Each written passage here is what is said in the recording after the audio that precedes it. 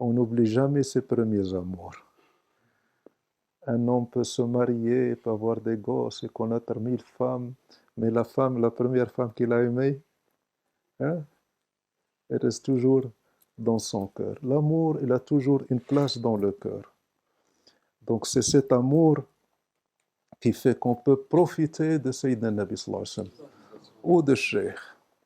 Quand on connaît l'amour, ça vaut 1000 dhikr. 1000 dhikr, beaucoup d'efforts dans le dhikr, mais si tu as l'amour, l'amoureux, il est en avance. Tu peux faire tout ce que tu veux. Si tu n'as pas d'amour, tu n'as rien. C'est pour Sayyidina Nabi sallallahu alayhi wa sallam. Un jour, il a posé la question à ses compagnons. Il a dit, dites-moi, c'est quoi la foi? Et les compagnons commençaient à répondre. Il dit, là, c'est la prière. Il dit, oui, c'est bien, mais c'est pas ça.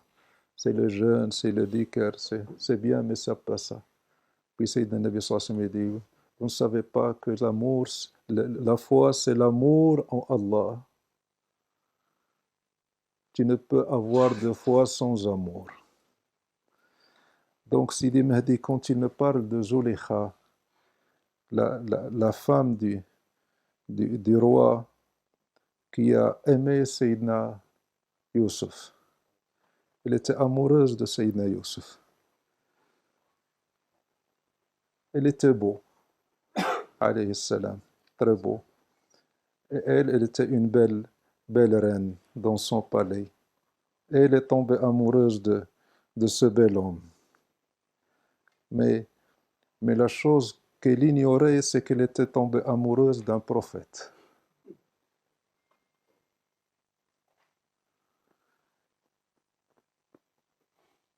Donc, elle a bien fait ou elle a mal fait?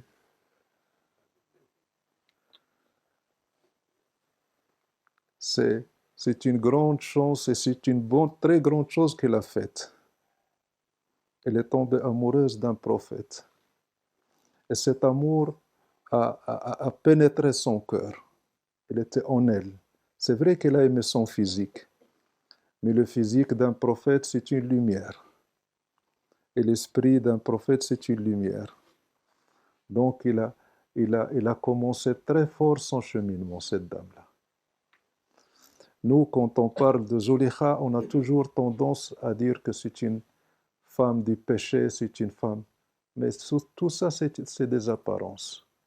Allah subhanahu wa ta'ala était en train de la préparer à être la femme de Sayyidina Youssef. Et il va partager la vie de Sayyidina Youssef. Tout ça, c'était un cheminement. Donc, quand tu vois quelqu'un dans le péché, tu ne peux pas savoir ce que Allah à quoi il est en train de le préparer. Tu peux être dans l'adoration. Nous, on a cette tendance. Quand on prie, quand on sort de la mosquée, quand on voit nos frères égarés, qu'est-ce qu'on dit? Hein? Ana khayrun min, je suis meilleur que lui. Qui a dit cette parole? Un shaitan qui sort d'une mosquée. Avec son qamis et sa barbe, mais c'est un diable. Il est en train de... Son dhikr à la sortie de la mosquée, c'est le dhikr de shaitan. Ana khayrun min, je suis meilleur que lui. Tu peux pas ce que Allah subhanahu wa ta'ala est en train de faire dans son royaume et avec sa créature. Tu peux rien comprendre à ce que Allah subhanahu wa ta'ala fait.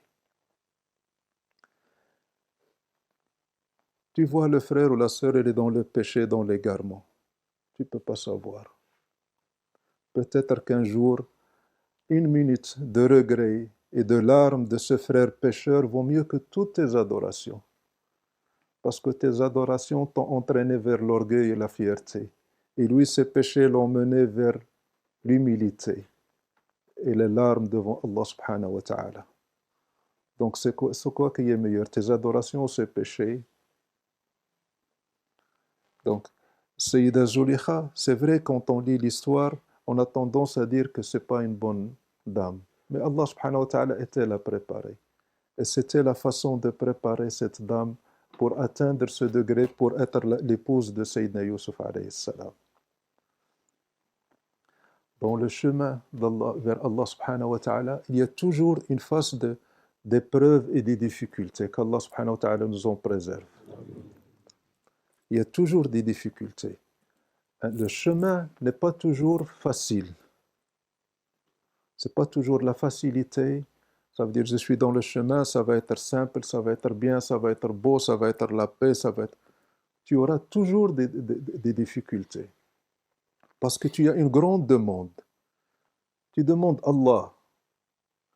Quand tu demandes l'argent, tu galères toute ta vie pour avoir l'argent, de l'argent. Et quand tu dis je veux Allah, tu ne veux pas payer le prix? Tu veux l'avoir gratuitement? Je veux Allah et je veux la paix intérieure et je veux la facilité et je veux pas de problème avec dans la famille et je veux. Qu'est-ce que tu demandes? Tu dois chercher autre chose. Mais quand tu demandes Allah et tu avances vers Allah, il faut te préparer aux épreuves.